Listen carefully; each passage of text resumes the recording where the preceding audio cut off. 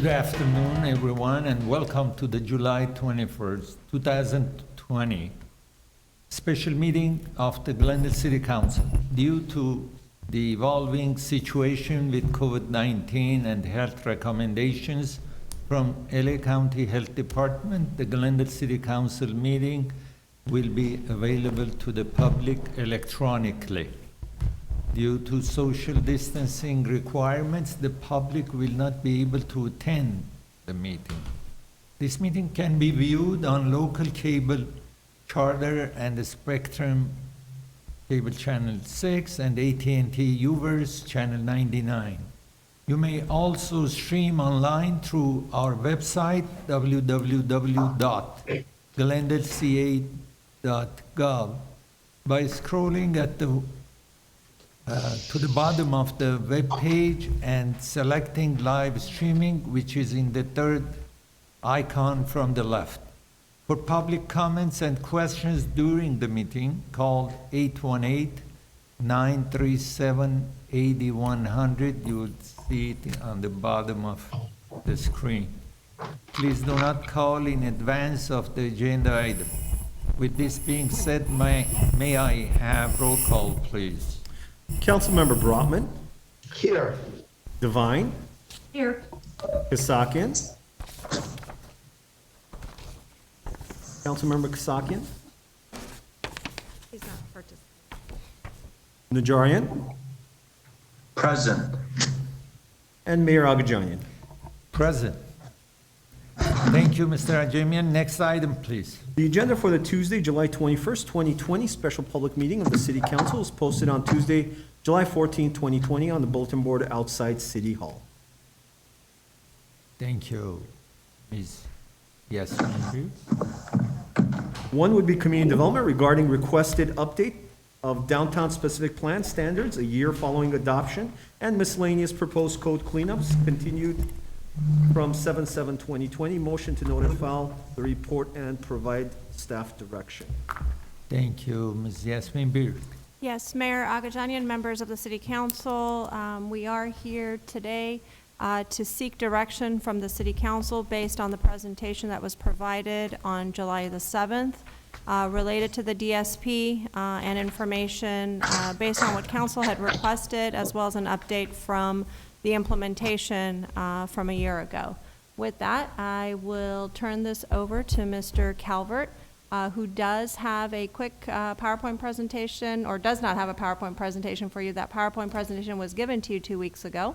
If you'd like, we could review any of the pieces of that PowerPoint presentation. You do have the scorecard, the score sheets with you, where we had asked a number of questions of the City Council in terms of your thoughts related to each of the sections that were presented to you.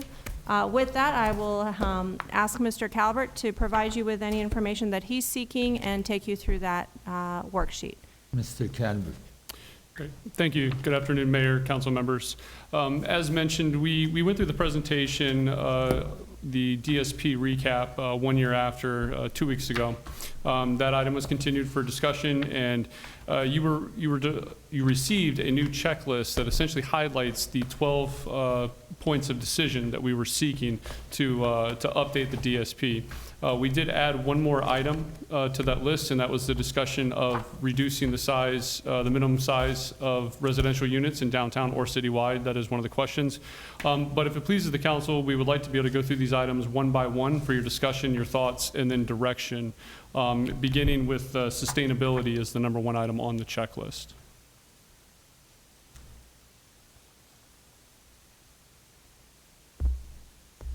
Can we just go through the questions now? Correct. My apologies. So the first question here is asking the council, does City Council wish to study one of the following? And the first is LEED Platinum. As you recall, that came from initial discussions a year ago on requiring sustainability for buildings. And then we also presented the opportunity to study LEED cities, LEED neighborhood development, and eco districts. And what we're asking from the council is which of these the council would prefer to study and potentially look at adopting as a sustainability strategy for downtown.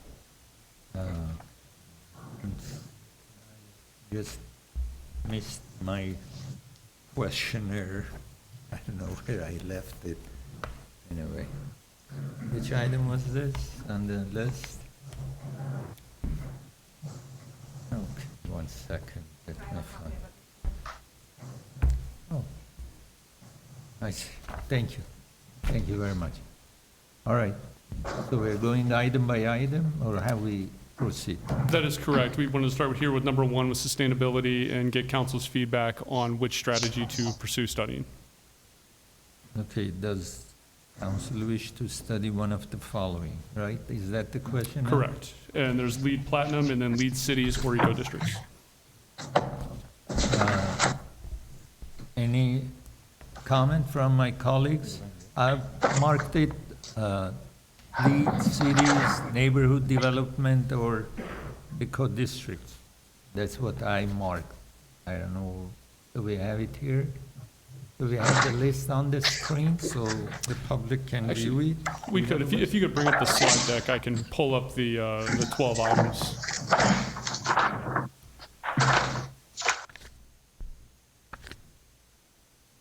Would it be on this? It should be the second to last slide, not the closing slide, but the one before.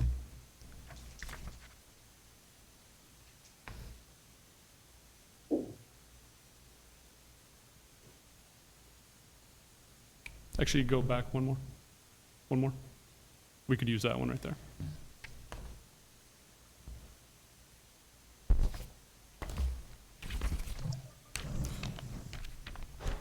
So with that being said, if council has any thoughts, input, or feedback regarding these sustainability strategies. Okay, Oh, Mr. I Mayor. thought we are going to review this. Correct. This is to have this on the screen so that the public can see what those different decision criteria were. These are the subjects. The actual questions are on your scorecard in front of you. Mr. Mayor, it's Dan Brotman. I Yes, have Mr. some Brotman. comments if I can start, if you would like. Mr. Brotman, Yeah, so just on this one point, I would ask that we go ahead and take a look at the neighborhood development. It looks interesting, but my understanding is that's more of an overlay and not applicable directly for a density bonus question. So in terms of meeting, thresholds for density bonus, I think we should look at LEED Platinum and compare it, if we could, to something called the Passive House standards. They have a certification, and I think that is probably a better measure for building, quality structures that are going to be energy efficient. So I would like us to look at that. I also had a comment on mobility improvements, and I don't know whether I should hold that. But on the mobility improvements for the density bonus, I'd like to, say something about that. okay. Is the questions clear? Yes. I have is Mrs. Devine? Yes, Ms. I Devine? have a question. Is staff familiar with Path of House? We are some. Bradley, go ahead. We are somewhat familiar. That is something that we would need to look into in greater detail, though, and something we could bring back as part of that sustainability report. Okay. So on this particular item, I would be in favor of the LEED cities and neighborhoods development and eco districts, but also to continue looking at LEED Platinum certification. I think both of those. I know LEED Platinum is difficult, but it may be, we may have an opportunity to have a development use LEED Platinum. So I'd like to continue that certification probability. So this is Najarian, Mr. Mayor, just so we're clear, and Bradley, are we tying the certification to additional development rights, or are we just saying we're setting basic standards for projects? If we pursued a lead cities or lead neighborhood development, that would be, as Councilmember Rotman had highlighted, an overlay that would not be tied to development. If we looked at something like the passive house and we investigated that, that could be something that could be used towards an incentive system. We could also find something something else that we could tie into that incentive system in terms of sustainability if the council desired. Okay, well, I'm not in favor of giving any density bonus for reaching LEED Platinum. The reason being that our Title 24 takes you almost to the front door of LEED Platinum. And I guess my general outlook is that I'm going to be very hesitant to give any additional development rights, because I, for one, have seen how those additional bonuses can really pervert the intention of the downtown specific plan through the years. As far as the neighborhood development certification, I'm fine with that. And with regard to the other standard raised, I'm not familiar with that, so I really can't speak to that. Passive house, is that what it's called?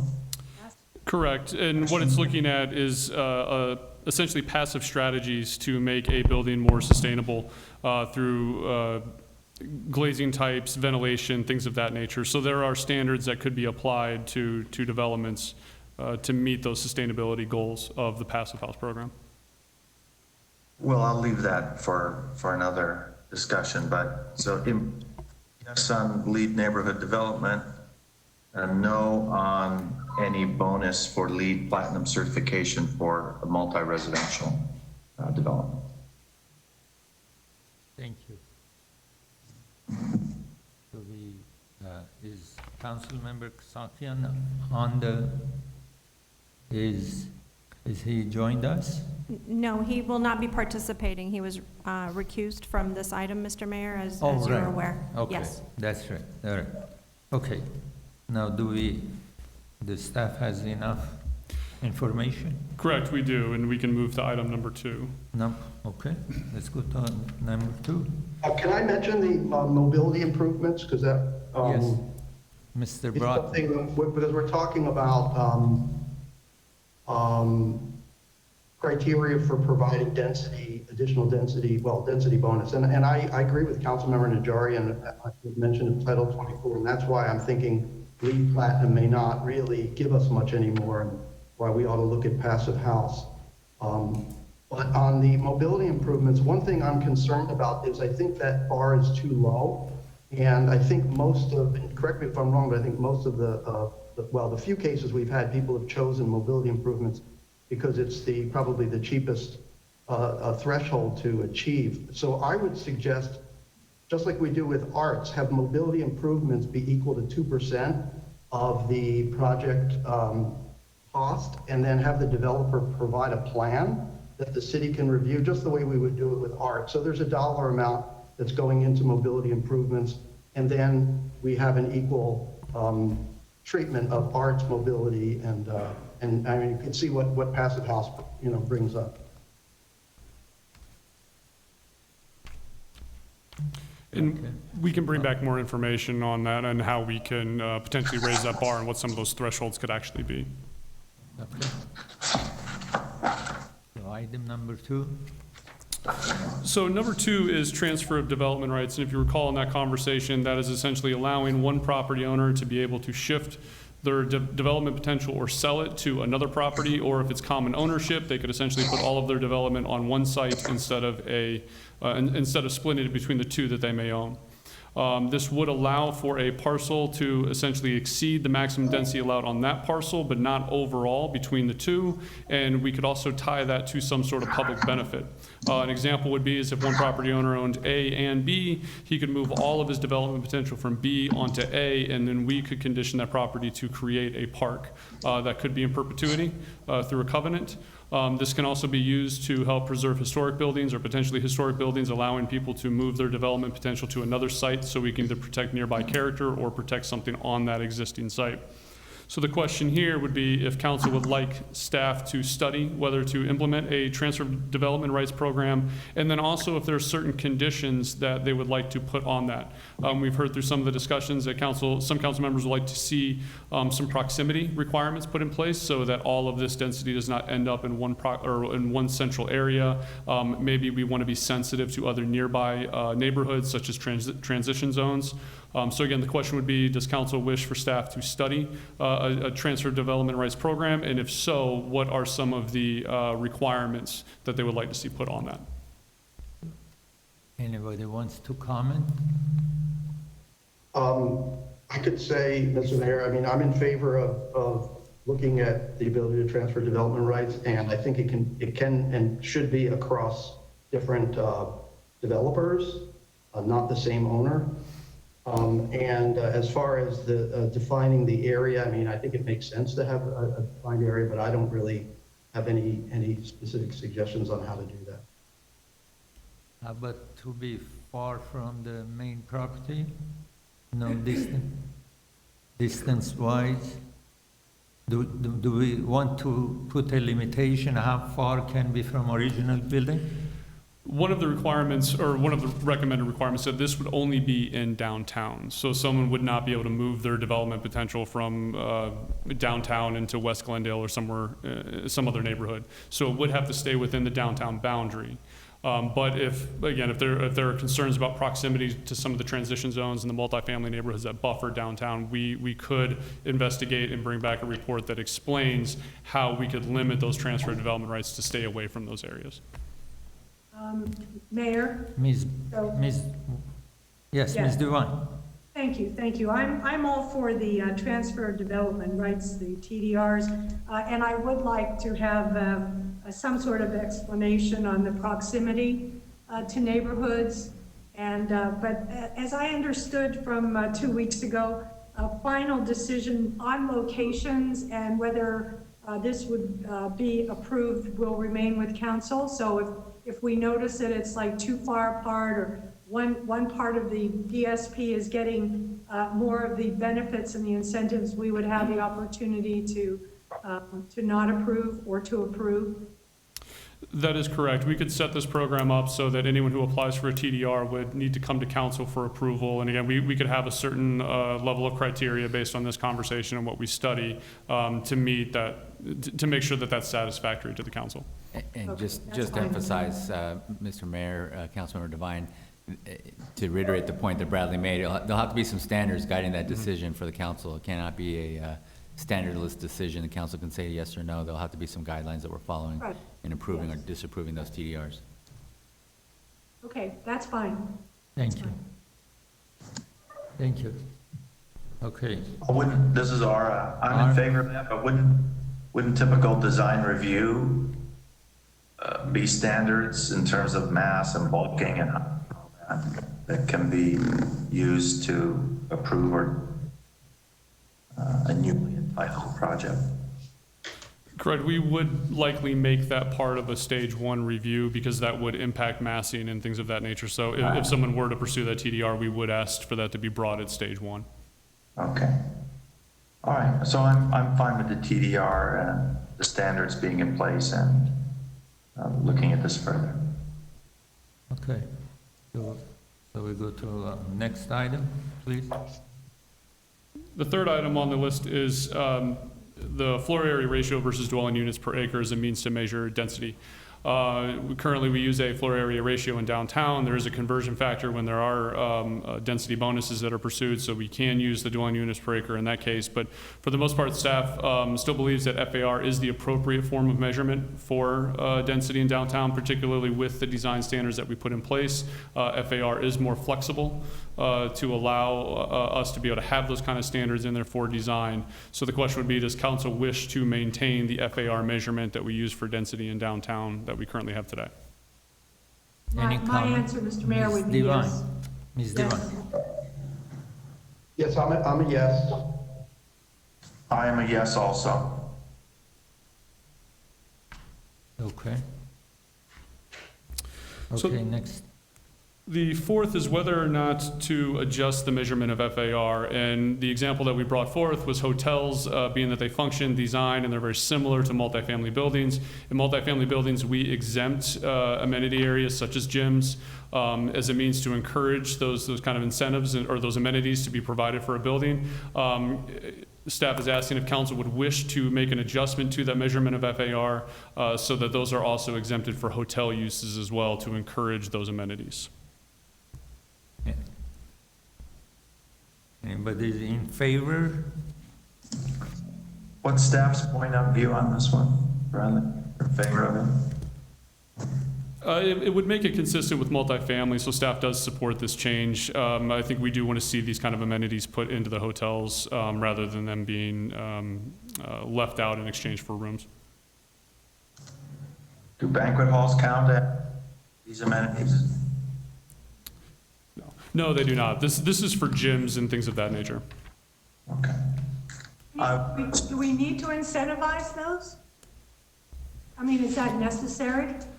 It's not necessarily an incentive. It's more of bringing it in line so that the evaluation of a hotel is similar to the way we evaluate a multifamily property. Okay, do you have enough? Yeah, I mean. Mr. comment? Broughton?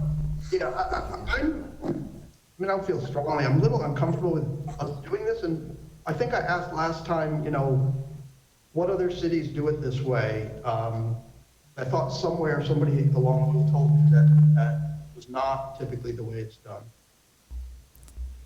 There are other cities. We need to look at that a little bit closer. And one thing I would actually, I should have prefaced this meeting with is that whichever direction we go with some of these items, we will be returning with more information. So if you ask us to study something to look into greater detail, it will return to council. We're not making a final decision that we are definitely going to start omitting gym facilities from the FAR calculation. So if council wishes, we could look into it further and bring that back. Okay, I'm a lean no, but I'm not a no. I'd like to find out more.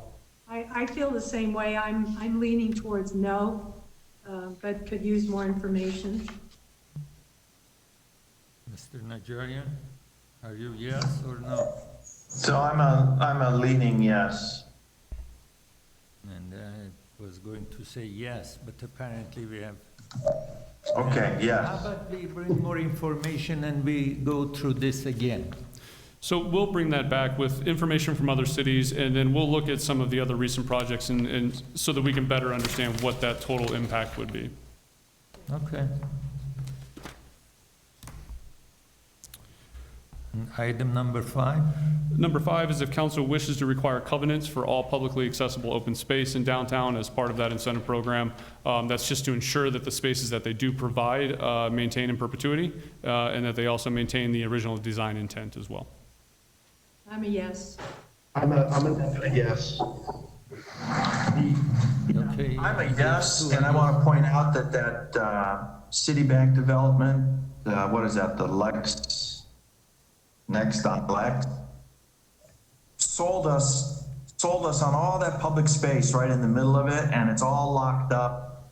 And I would like to see that enforced, doors open for people. That was I voted for the project, but I know some of my colleagues at the time were heartened by the fact that, oh, look at all this open space. Someone from the neighboring building can come by and have lunch in there, but it's all locked up, and that's BS. That's against specific conditions of approval for that. So, police department, code enforcement, Phil, whoever, those, tear down those walls to that project. And I agree with to prevent this from happening in the future. And Bradley, isn't this the one that I'm always asking about the landscaping, and they haven't really come through with their landscaping either?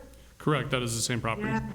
Okay, so we have to get after that developer or whoever is responsible and get these things changed according to plan. Thank you. So apparently on number 5, everybody said yes. Correct. So we go to the next item. So number 6 is asking if council would wish to study prohibiting drive-throughs in downtown. As mentioned in the presentation, there are environmental consequences. There are also pedestrian and automobile conflicts. Downtowns tend to be not conducive to a walkable downtown environment. So asking if council would wish to prohibit any future drive-throughs in downtown. This would not affect those that are currently already in place.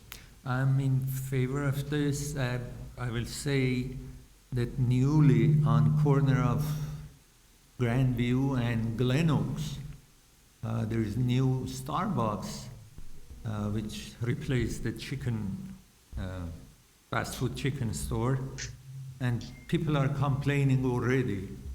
I received an email today that he had an accident because it extends to the side street and creates problem for drivers to pass by that Starbucks. So I'm in favor of not having drive-through or prohibit drive-through in the DSP. I'm also a yes. Yes. Yeah, I agree as well, no drive-throughs. So, Mr. Najarian, Councilmember Najarian. The drive-throughs really do nothing. I think people to drive instead of walk, and pedestrians can get whacked crossing those driveways. So I agree to prohibit drive-throughs. Thank you. So you have enough information, Mr. Correct. Cullen? Okay, next item. Number 7 is asking if council wishes to maintain the current standards for tandem parking in downtown. Currently, it's 50% for residential properties and 25% for commercial. There were some questions raised about how it is defined, so we can either change that definition, modify it, or we could modify the actual percentages as well. Anybody wants to comment on? I'm okay with it the way it is. I also, now that I understand how it's defined, it's clear, so I'm okay with it the way it is.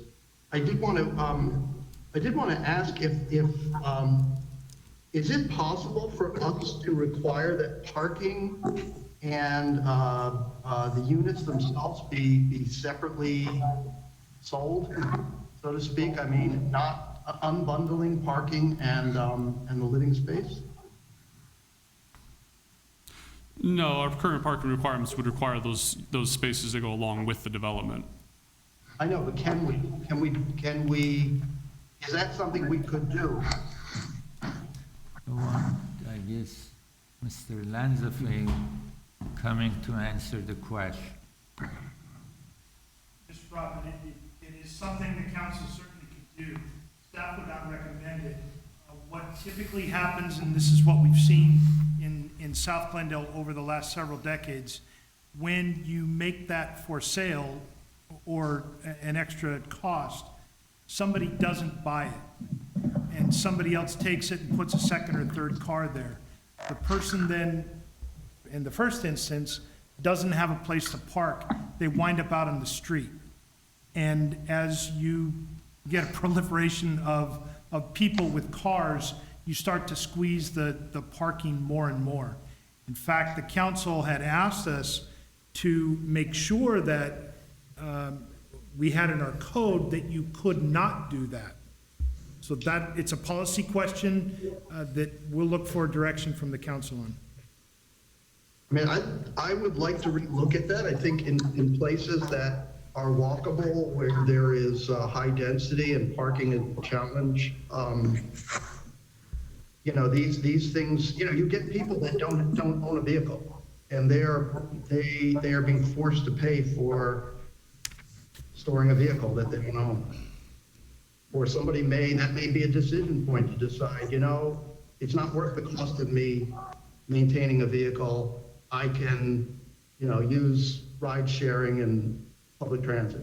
So I would rather not force people to have to take the two together, their living space and their parking.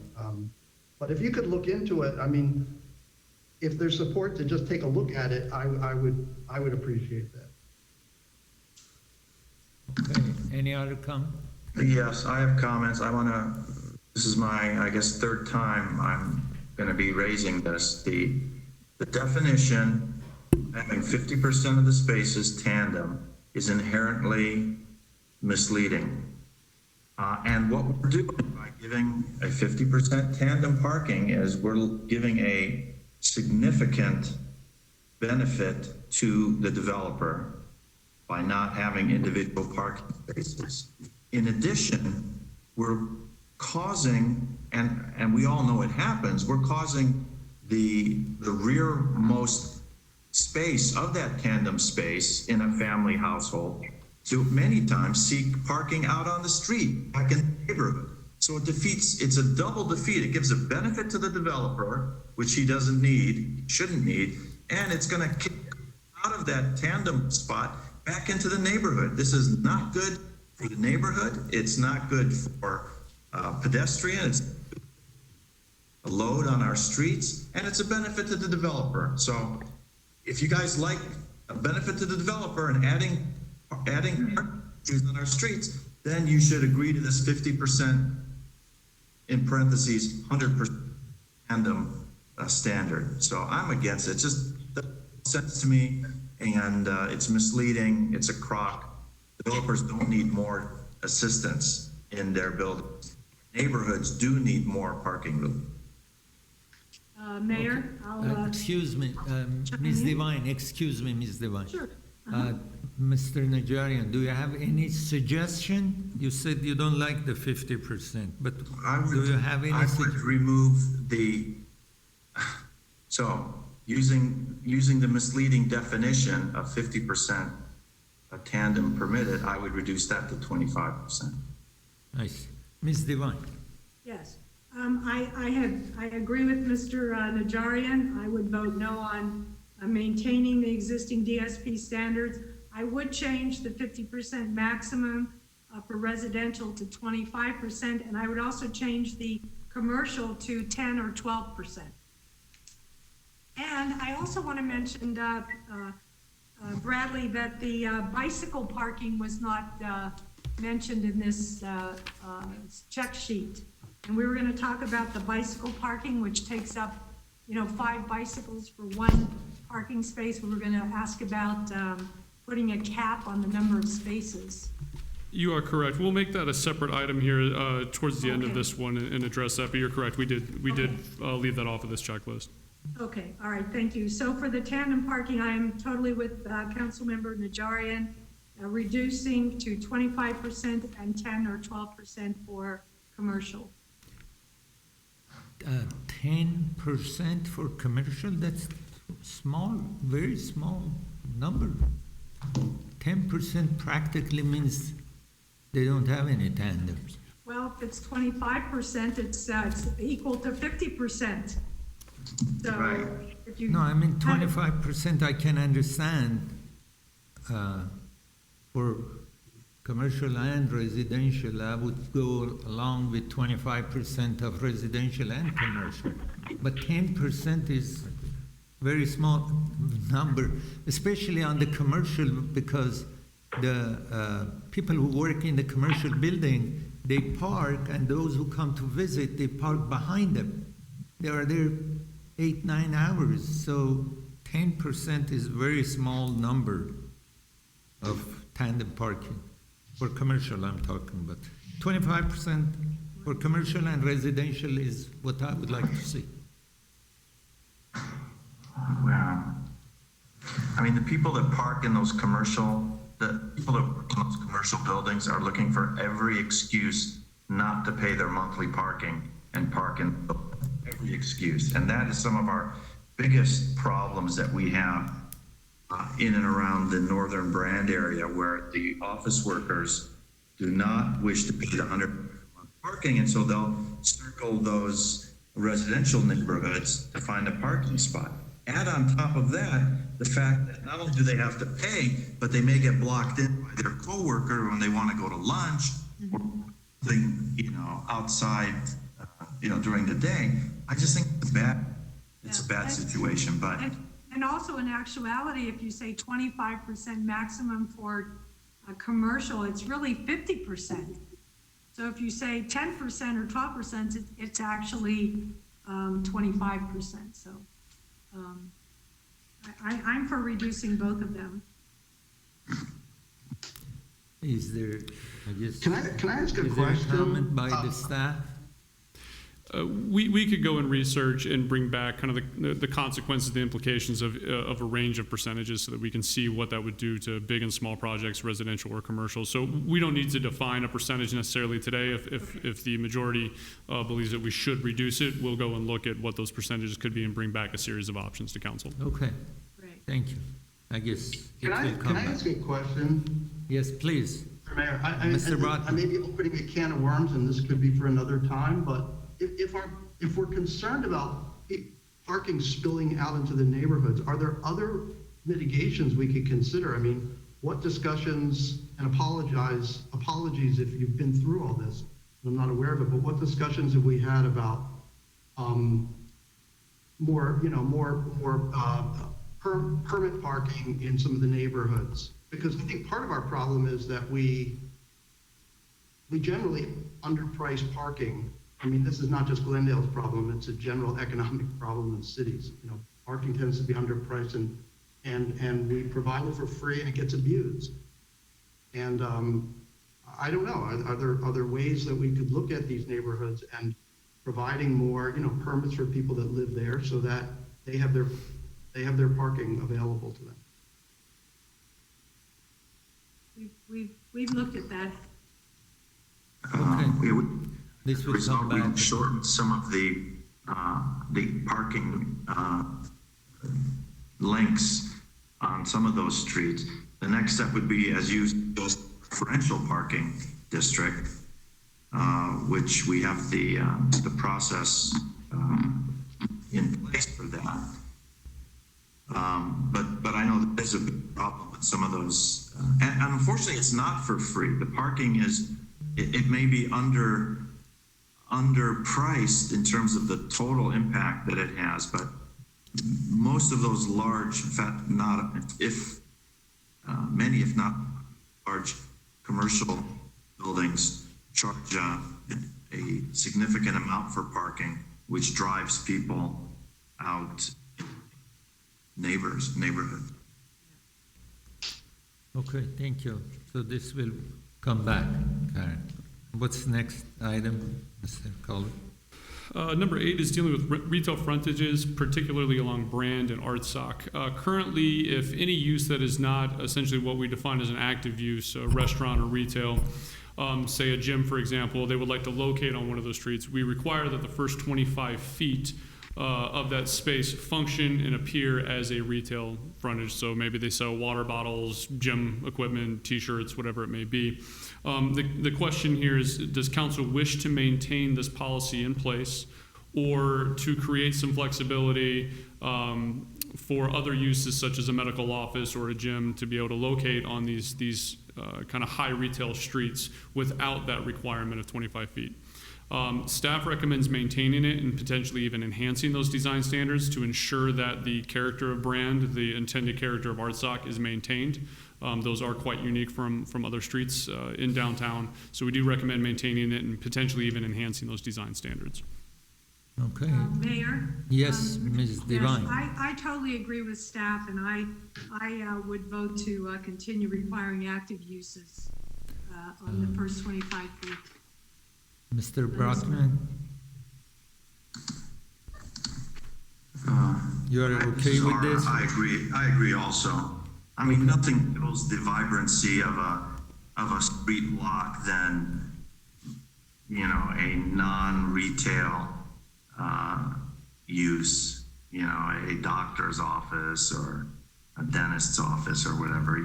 I think the retail opportunities are really what bring people out and keep the street.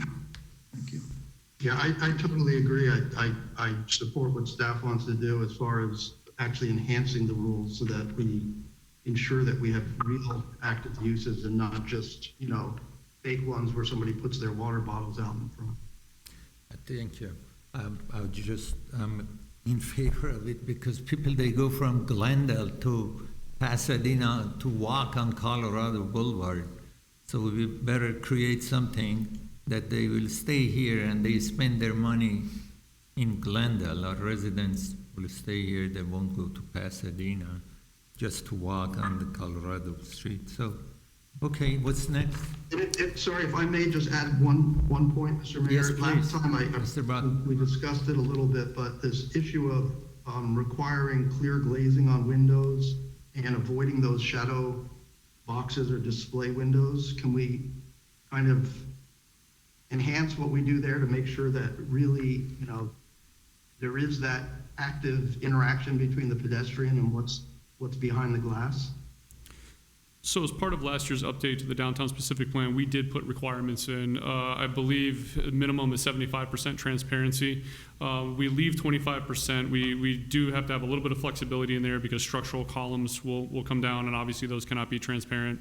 In some cases, there have to be service rooms, service doors to mechanical or fire egress. But currently, we require at least 75% of a facade to be transparent if it's a commercial use in downtown. Okay, yeah, sorry, you said that last time and I forgot. Thank you. Next, please.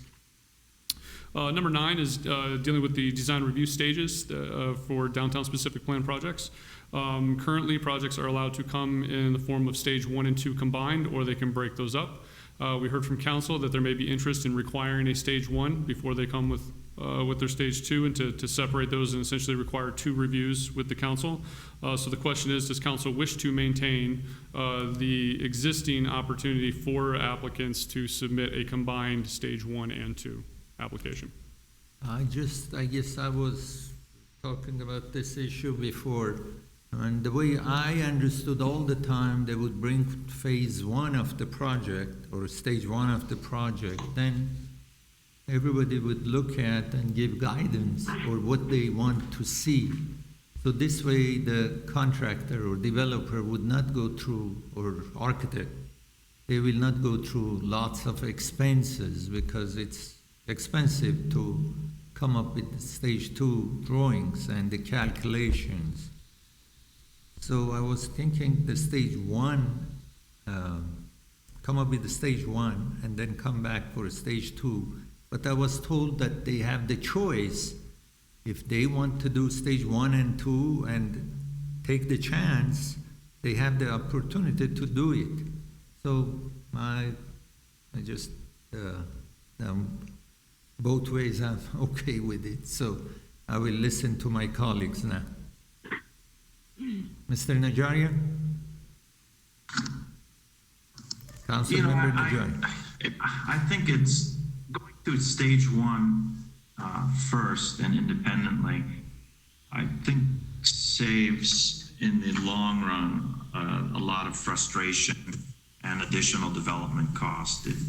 If the developer hears right off the bat on a stage 1 basic review that they're going in the wrong direction, they can shift and pivot and save all their architectural fees, and time by waiting for a combined 1 and 2. So I would be happy to do 1 and 2 separately, or if not, a strong recommendation that they submit a stage 1.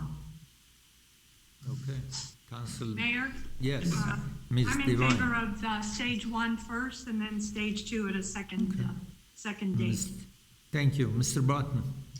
I'm indifferent. I think applicants should be able to choose. It's at their own risk, but I like the way Councilmember Najarian just described it. They have the right, but we're telling them it could not work in their favor. So I'm okay with that. I think there's something I brought up last time. I do believe we should have the CEQA before stage 1 and not wait till later, because I think that also runs the risk of disrupting things that have been already kind of set through the stage 1 process. I just want to add, when they do stage 2, they have to, architects should consult with engineers also, structural, mechanical, electrical, and others. So it becomes very expensive, in my opinion, if they go through and then they come to us and we say, no, this is not acceptable. So probably let's go with as most of my colleagues, if they agree to ask for stage 1, and then later go through stage 2. So this is the direction, I guess, Mr. Coleman. Okay, next item, please. Number 10 is regarding design review authority for the downtown specific plan projects. This is asking if council wishes for downtown projects to go before the DRB to obtain a recommendation prior to coming to council. I just want to say something, then I go to my colleagues. I mean, it's, city council members think different than what the DRB is thinking. I don't know, we are sending them through this practice, and then comes, and we have different ideas, and we'll talk about different issues. I don't know what will be the purpose of going to DRB and then coming back to council. In my opinion, once I was thinking that why city council is even getting involved with this. I mean, that was my thinking. But however, the system which we have that comes to city council members, I think I want to maintain what we have now. And I go now to my colleagues. Yeah, if I could, Mr. Brockman. I think none of us are design experts on this council. We can learn, but that's not our expertise. We appoint people to the DRB that are experts, or we should be, and we should lean on their expertise. And so I would say there's no reason why projects in the DRB should not go through the standard process, whether it's DRB or it's Historic Preservation Commission or it's the Planning Commission. But, you know, still come to council for us to have a final say. But we should be, you know, we should be talking to our commissioners before and after their meetings. I mean, we should be in regular discussion with them. That's why they're there, for their advice and to kind of cut them out of the most significant projects in the city. It raises the question of why we have these boards and commissions in the first place. But we have that important commission for other matters. This is only says in DSP. But these are the most significant design projects in the city. And to say that we are going to ignore the expertise of people we've appointed to do this very task. Okay. Puzzles me. I don't understand it. Mr. Najarian?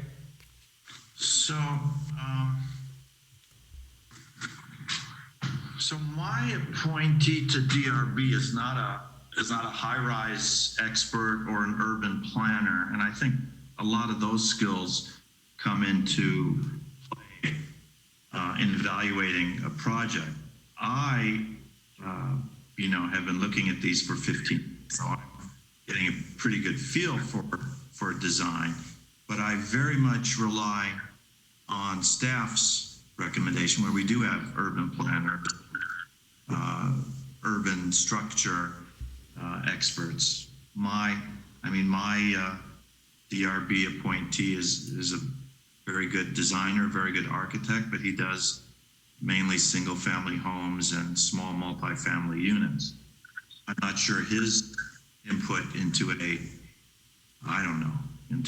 30-story building is going to be better than my take on it.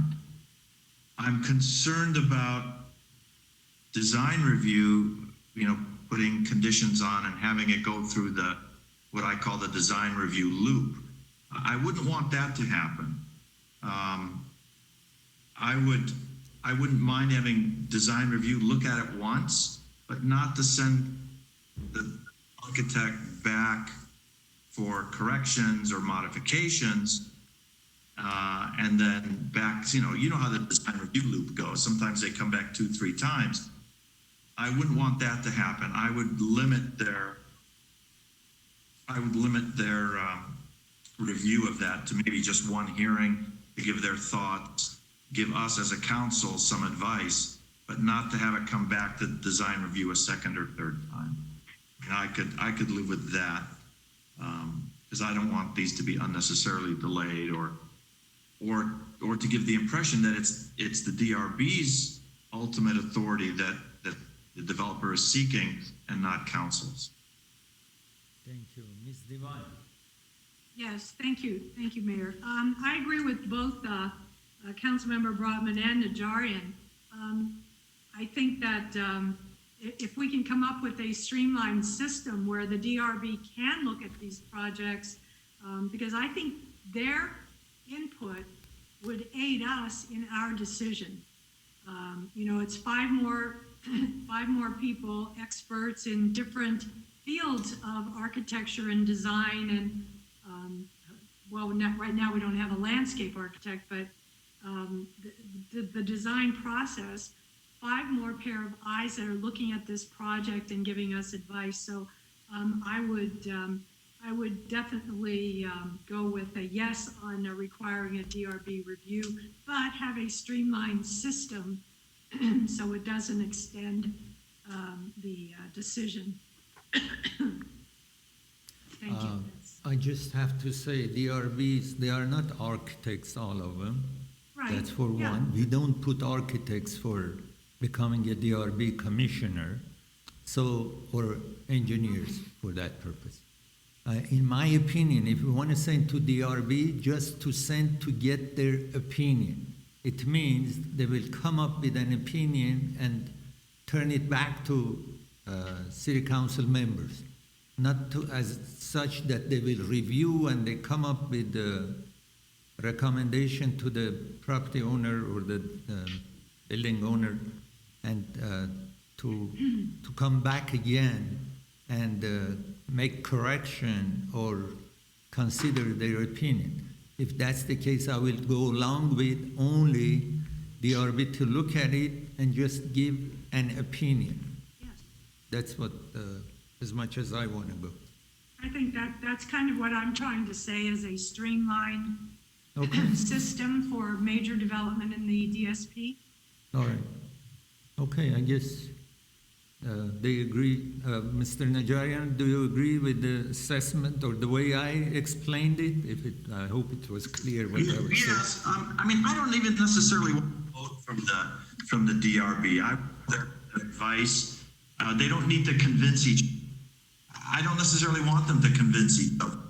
If they have each different opinions and I'd like to hear all of it, a 3-2 or unanimous vote doesn't really help me, but their opinions behind that discussion are more important. So I would go with that, Mr. Mayor. Okay, so they will render their opinions. Each commissioner will write or say how he thinks about the project. That's it, right? Yeah, discuss. I think we can, that's what we're agreeing. Now, if I could add, Yes, so, Mr.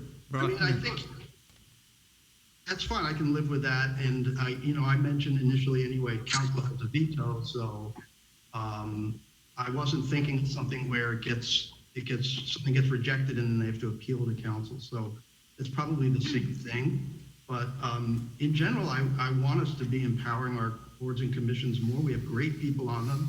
If you don't think the people have the right expertise, we should get some different people on these boards and commissions. But I think there's some really good people. I would also, just kind of a question now, so how do we apply this to variances that I think should go to the planning commission, not just, I don't know what happens now. Maybe it's the planning hearing officer deciding on the variances, but things like that I would like to see go through the proper channels, the planning commission. If there's something that involves a historic resource, it should go through the Historic Preservation Commission. I think we should take our commissions a lot more seriously, empower them, and use the amazing free resources that they're giving us. Okay. Do you have enough information to go along with what has been discussed? Correct. For clarity purposes, we would be seeking one meeting with the DRB for a DSP project. It would be advisory, and those recommendations would be passed along to council for stage 1, stage 2 reviews. Okay. Thank you. And planning commission or historic preservation? We do not send DSP projects through the Planning Commission. That's basically to, Planning Commission is more to deal with challenges not related to design. What we're discussing for this portion is to bring design projects. Something like that that would have to go through, would that go through the planning commission? I'm sorry, I didn't catch that first part of the Is there a question. variance required? No, that goes through our PHOs, our planning hearing officers. But then if they get appealed, they go to the planning Yes. commission, and then if they get appealed again, they come to the council. And how often does it happen? How often Not do we very get appeals? often, no, not very often. How often does the PHO reject the advice of the staff that's brought it to the PHO? We would need to go back and look through our applications. We could bring that back as a separate discussion point if need be. Yeah, I'm uncomfortable with that because you've got people that all work together reviewing one another's work. And I think these variances really should be going to the planning commission. We've got great people on the planning. And they have very little to do. They don't meet that much. You know, they do, I don't know. We're just not using them. With respect, I think the planning commission would be inundated if we had to take every variance and Correct. conditional use permit to them. Well, maybe not every, but maybe we need to relook at what we do bring to them. Because right now they have very little to do. We're wasting that resource. We'll bring that information back to you. Are we clear now? We are, thank you. Thank you. Next item. Yeah. Is there Ms. Yasmin Bruce? Mr. Mayor, members of the City Council, the question brought forward by Mr. Brotman is related to a streamlining process that we had in place in terms of items going to our staff versus the Planning Commission. Absolutely, we're open to having that discussion if there are two council members who want to have that discussion. At this time, I'm hearing Mr. Brotman bring up the information, and he's very interested in this piece of it, and I understand that. I just need to know if there's other council members who are interested in having this discussion before we go do some work to bring it back to the City Council. So if there's a second to his request, we'd be more than happy to go do the work and bring it back to the council. What I am worried is when we go to different commissions, different group, then to city council, people, they all the time complain their project takes such a long time to bring to a fruition, and it costs money. When a project you can't develop on time, it costs money, lots of money. So that's why I don't want to create a situation from one commission to the next one, and then comes to staff, and they review and go through it for a while, months, by the time they get the chance to review a project, and then comes to us. This takes some time, and people spending money in the meantime. Thank you, Mr. Yes, go ahead. And excuse me, Mr. Mayor and Ms. Spears. Yes. Variances usually come to council, don't they? And then because I know I've turned down projects because of a number of variances. So it's our ultimate decision, correct? Am I correct? In the downtown specific plan area, typically, not typically, I think every time, if there is a variance associated with the project, that gets wrapped up to the city council. The city council hears it. What Mr. Brotman is referring to is there are projects outside that require a variance. They will get that variance from the planning hearing officer or not, but they're required to get that first before they go to design review board. Okay, but we're talking about the DSP right now, aren't we? Yes. Yes. Okay. All right, I think we said a lot. So you guys have enough information now to continue? Yeah, We do. if just a Mr. last comment. I mean, Brotman. Mr. Mayor, I agree with you. I don't want to create, additional costs for nothing, but these are buildings that are going to be with us for many, many, many years. I can't say that if you were to survey people in Glendale that they would be, universally enthusiastic about what we've been building. And so I think it behooves us to put in more process, to draw on a range of expertise, and to make sure that we're building the best possible structures we can for our city. Thank you. Okay, so item no second? 11, did we answer that? We are on item number 11, and that is in regards to the Design Review Board composition. There are currently 5 board members on there, and the topic of having alternates came up. Now, we did come to council in March of 2019 to discuss this item, and council had expressed the desire that if we were to move forward with alternates, that there would be one alternate for each board member. So the question is, with new council members on board, is there a desire to maintain that composition of alternatives, or alternates, if you will, 5 board members and then one alternate for each board member? Anybody wants to comment on this item? Just if I could ask a question, it looks like I know you provided a table that showed how many times we've failed to reach a quorum.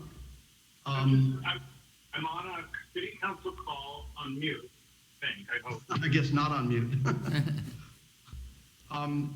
Is it enough of a problem that we would want to have, people that are, I guess, spending the time studying studying up what's coming, and for the rare opportunity that they may be asked to actually sit and take a vote? I would say at the time that we presented that, we were having greater challenges in terms of attendance. That has improved since in terms of maintaining quorum. I don't think it's as pressing of an issue as it was when we presented in March of 2019, but it also doesn't hurt to have those alternates in place just in case of challenges maintaining a quorum. But are we expecting them to be studying the packets and doing all the work? We would. On the off chance that they may get a phone call saying, you need to show up? Because that's a lot to do. We would, in order to make sure that they were up to speed and could participate effectively in the meeting and render decisions and opinions that would be worthwhile. And do we have, what are our rules? I'm sorry if this is a really stupid question, but what are our rules if somebody regularly misses commissioner board meetings? How many can they miss before they're asked to step down? 25% of the meetings they're allowed to miss. Typically, if we do find attendance problems, we do reach out to the council member that appointed that board member to notify them of any attendance challenges we may be having. I mean, maybe we should just be a little bit more, hold them to the expectations that they do attend, and maybe we can reduce it to 20%, or I thought that if they miss 3 meetings consecutive meetings, correct? 25%, 3 consecutive meetings. One thing I would add to the conversation is, while you may have a member that doesn't miss 3 consecutive and they only miss 20%, let's say, with 5 members, you may not always have 5 representatives there. You have a quorum of 4, even 3. If we had alternates, it would allow us to have a full board almost every time. I would agree with you, Mr. Brotman, that perhaps making 5 people do that, especially if they're going to sit in for their council person assigned seat, they may never get in the game. And that's why we had suggested an alternative of maybe 2 alternates that could follow, and if somebody misses a meeting. As you looked at that chart that we provided for you, and I'm sorry I didn't bring it with me, but I want to say it was at least half in 18, 19, and early 20, half of the meetings did not have a full commission. It has gotten better, and as we've gone remotely, we've had very good participation. I think if a commissioner is not attending, so we have to replace them. I mean, not to change the law because somebody is not coming to the meeting. Because asking, even alternate, I'm thinking about the alternate. This alternate, let's say, is my, whom I assigned to that position. He has to review lots of documents, and it's not clear he will participate. So after a while, they become upset, because for entire year we never call him to a meeting. I mean, he has to review the documents, spend lots of time, and at last second they say, "Oh, this commissioner did not come in. Now you are replacing him," because most of the times it happens the commissioner at last second something comes up for them that they don't appear, as far as I know. I don't know how it works.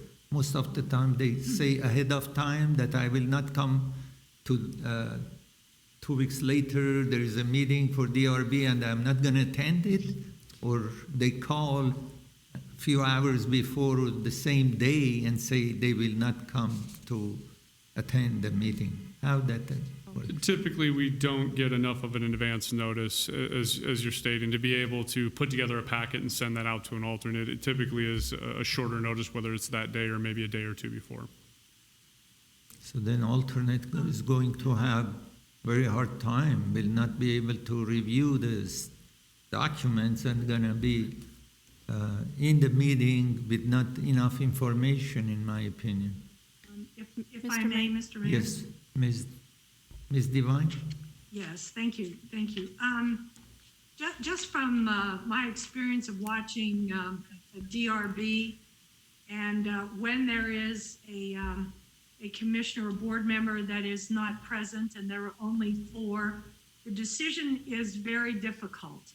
I know we've had that on council, and we're going through that right now with four members here, and you don't have an odd number of participants. It's very difficult.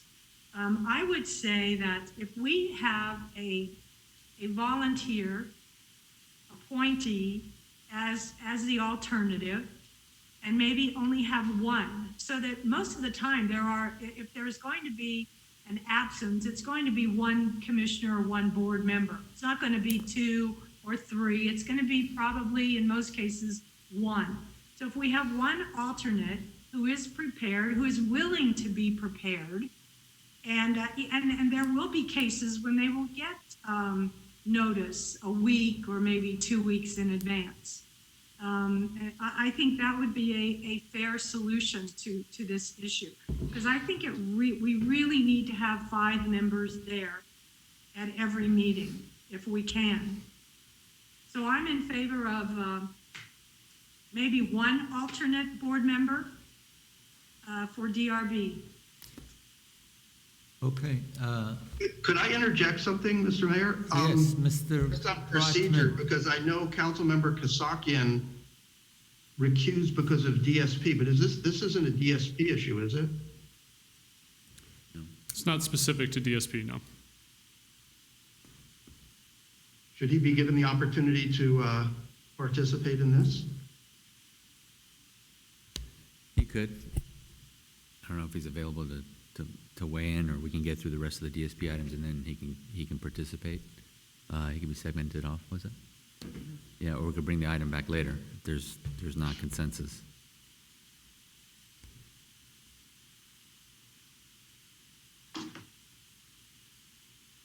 Okay, so we go, if this will come back, so we'll bring, we go to the next item. So Sure, we will I don't bring know if this we hear back. from all the council members. Yeah.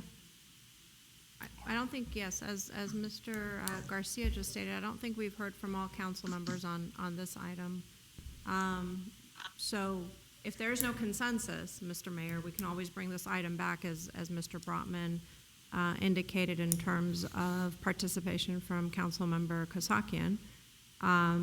Again, this item was something that was brought forward to the staff based on DRB participation some time ago, and our inability to get quorum And it could serve as a farm system ultimately for individuals who may be interested in serving on a commission long-term. And this could be that process for them to be able to participate at some point. But I thought we are talking about DRB in DSP. No, this is overall. This is design review. This is alternates. Okay. This is just very specific to having Right, alternates in right. place. The item before was Correct, DSP. correct. Okay. So we just want to clarify in terms of where council is as a whole before you all deciding whether we bring this back or you make a decision and a determination to give us feedback today, up to the council. Okay. I personally would rather just do a better job getting people to attend, but I understand, I don't feel strong. I understand, the problems of not having 5. That makes a lot of sense. So, you have one person, maybe that's fine. I don't care. Do we currently have a vote? I'm voting yes on 1. Councilmember Brotman, you're yes on 1. Mr. Najarian?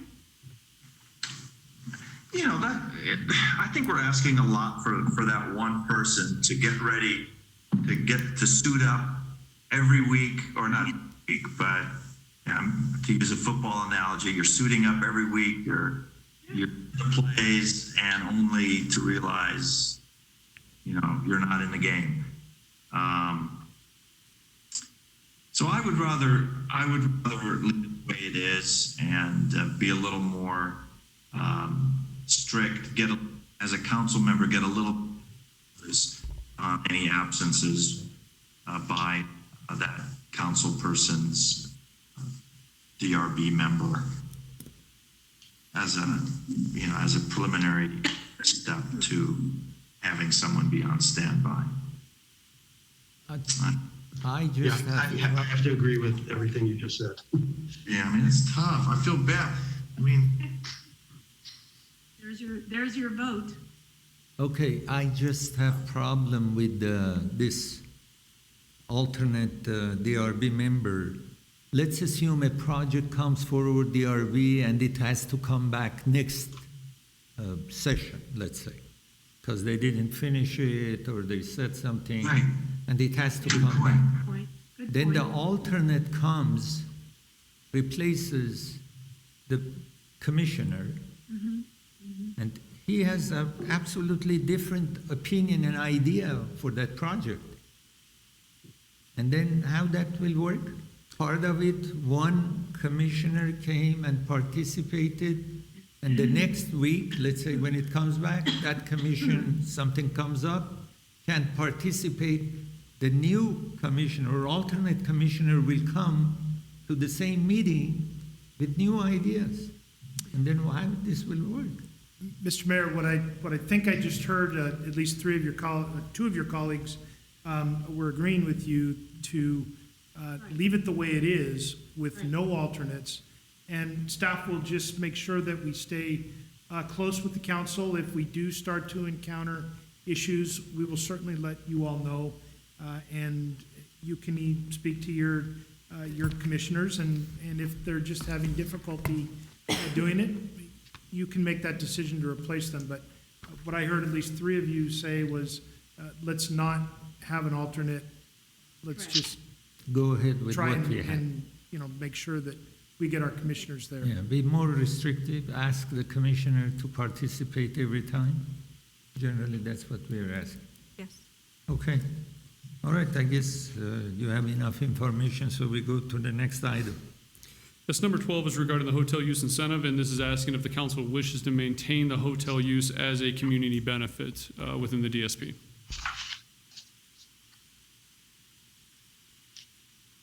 And Mr. Mayor, I'm a no on that. Mr. Brotman. No, I'm a no. Mr. Brotman? Yeah, no, I'm a no. Oh, Divine is a no. yes, Ms. Divine. No. I don't think we need incentives for them. No. Mr. Najarian. Yeah, maybe 10 years ago, we needed incentives, not now. I'm an Okay, so I guess my vote doesn't matter, no. Well, it does, this will take 4 votes eventually No. to change, so it does. So we can say no. Okay, next item. Number 13 is dealing with the multifamily minimum unit size, and there's an A and a B to this. The first is, does council wish for staff to study decreasing the minimum unit size within the DSP? And the B portion is, does council wish to study decreasing the minimum unit size citywide? I'm in favor of it. I'm in favor of it citywide. I'm in Yes, favor it- of it, both. At least, I'm against it, both. uh, Smaller We have- little coop units, and that's what the developers are going to do. They're gonna just build smaller and smaller units to maximize I mean- profit. It doesn't lead to great planning, but that's just me. okay, the reason I was in favor of it, not for DSP or other areas, but I was told that we have to do citywide, which we can't do just for affordable housing. My concern was affordable housing. So, Mr. City Attorney, we cannot just limit this to affordable housing, am I right? Mr. Mayor, members of council, we haven't looked at it in depth. I think there's probably an argument that you can legally. I think there's more concerns with the impact that will have on the quality of affordable housing development and the quality of mixed projects, mixed income projects such as density bonus inclusionary housing projects, where you end up having the market rate units are the size that we mandate by code, and the affordable units are smaller. So I'd have to turn to Mr. Lansdowne or his staff to kind of weigh in on that. Mr. Lanza? Mr. Mayor, members of City Council, from a staff perspective, we would not recommend that you have different standards for affordable housing. Whatever the quality of life that you choose, standard of quality of life that you choose, should apply across the board. I appreciate the purpose behind it in trying to create more units. However, I think that is outweighed by, I don't want to use the term, a derogatory term, but having a different standard for somebody simply because they're of affordable incomes. Not a staff's perspective. No, this is now you guys are answering differently. My concern is when we create a building, the new building behind my office even, the person who lives in that new building, they have a game room, they have assembly room, they have lots of amenities that they can use, and the tenant is not inside his unit. They are busy with, associating with others in that building. Or relatives, they come to visit them, they go to assembly room or wherever inside that building. But a person who rents an apartment in regular building, they do not have anything. They're bound to stay in that unit day in, day out. For them to stay in a 500 square foot unit it's hard to live in it. Where the buildings which we create, they have so many opportunities to go around, to go sit down in the yard. Some of them, they have pools and, they are not inside their unit. They are not inside their apartment. They come to the apartment when they sleep. So 500 square foot is not small for that person, but 500 square foot is small for a person who lives in one of these rental buildings because he has no, or she has no opportunity to go anywhere. So this is very different. I'm not happy with the answer which you gave me. So it's not that we cannot do it for affordable housing. Am I right? That's something from a legal perspective that Mr. Garcia had said he'd need to look at. What I'm telling you, staff, my recommendation to you is that whatever quality of life you set for a minimum standard, or the minimum apartment unit, should be across the board. If you want to have smaller units across the board, then you should implement that. And you can have smaller studios, versus 1 bedroom versus 2 bedroom versus 3 bedroom. And in fact, the council has established different percentages of each of those. So you can regulate those, the smaller units, so that you don't get all the units as a studio. What I'm suggesting, Mr. Mayor, is whether it's an affordable housing project that we develop or that the market develops, if it's a large complex, they typically will have the amenities, the same amenities.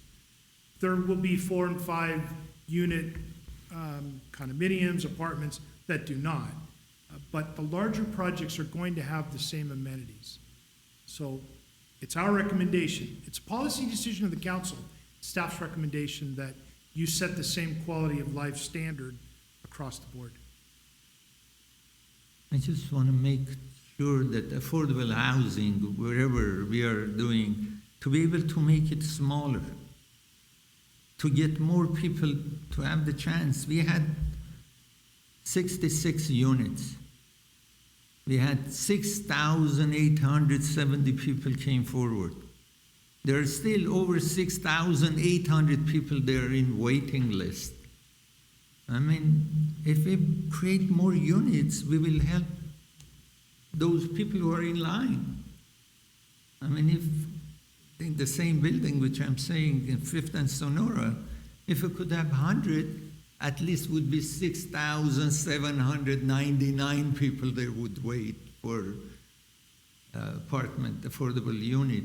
But now still that 6,800 stayed the same thing. I mean, I can't imagine why we can't do, again, I'm confused. On affordable housing, I want to see 500 square foot apartments. I mean, I will listen to my colleagues then. Anybody wants to comment on this? Mr. Najarian?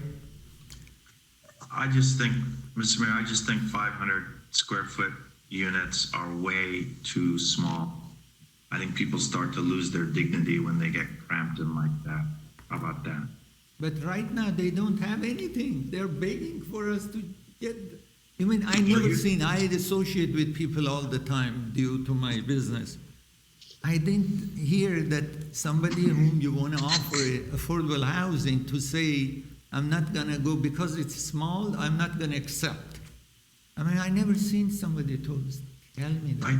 But I don't think you're going to be creating that many more units, though. If you were to lower it to 500 from 680 or whatever it is, I don't think you're creating that many more units, and you're decreasing the quality for everyone else. Now, you talk about the Vista Grande.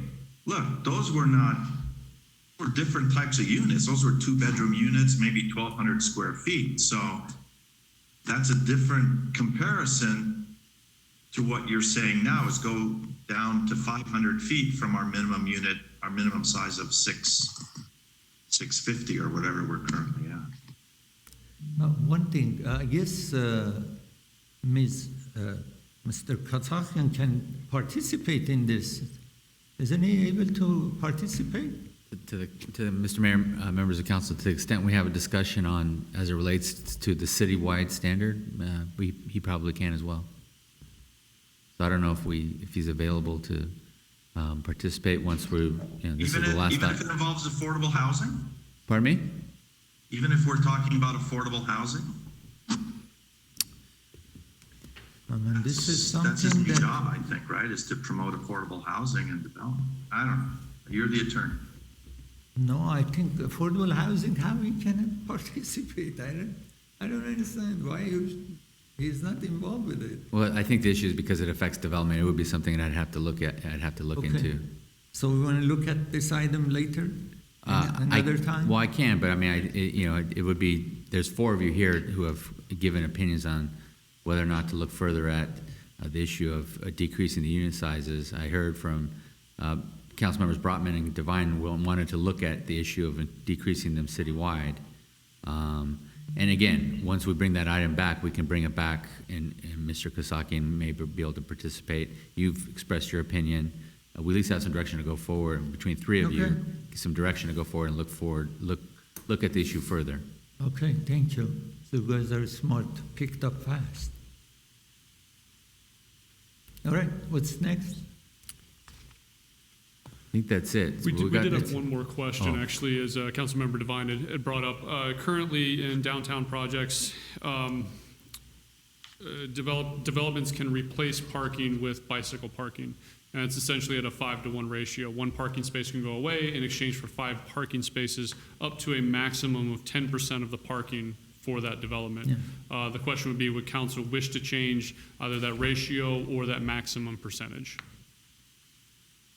But this was on. I think there was a suggestion that we put a cap on the number of spaces. They can use 2 spaces for 10 bicycles. Correct. We could put a cap on it, keeping the same ratio and keeping the same percentage, and we could look at what that maximum cap is, so that, maybe it's 50 bike parking spaces, maybe it's 100, but we could identify a ceiling for that so they can't exceed a certain amount. Right, because 5 bikes per 1 space, if they give up, they is 10% reduction. If they're giving up 10 parking spaces, let's say they have 100, they're giving up 10, that's for 50 bikes. I mean, that seems like a lot of bikes to me. So I'd like to see some sort of a cap put on that. Am I the only one?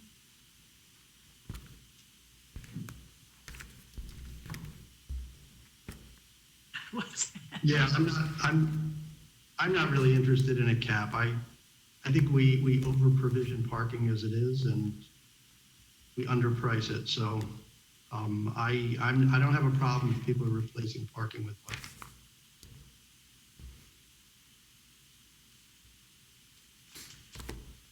I'm trying to remember in the I call it the Malekian project next to the Armenian consulate. I think they were making room for they were taking away 5 parking spaces for 25 bikes, I guess, and for a office building that had 5 offices in it, 25 bike spaces. Something. Yeah, I think it was 3 spaces and total of 15 additional bike parking.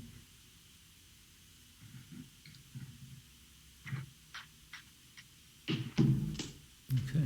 Don't think it's too much. I'm all for bike parking. I'm just concerned about these profit motive driven developers getting a reduction on their parking by putting in bike parking, whether it's a reduction in terms of design, you don't need the turnaround movements that you would otherwise have, the backing. They should be putting in bike parking on top of the vehicle parking on their own. That should be our requirement here, is that we require of 10% or maybe 5% of all their required vehicle parking. That's where we should be going, rather than giving them a break, giving them less vehicle parking. Yeah. I agree with that. I mean, So give them a cap minimum. building buildings in Glenville. Yeah, if they feel they need more, they can put more in. Right.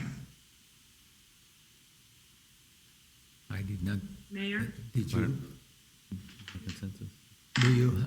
did you get? Bradley, did you get consensus on that? I don't. We would like your opinion as well, Mr. Mayor. Right now, we I have. just want to hear the opinion. Oh, I'm sorry. Mike, I didn't get what happened because I'm convoluted. Restate the other.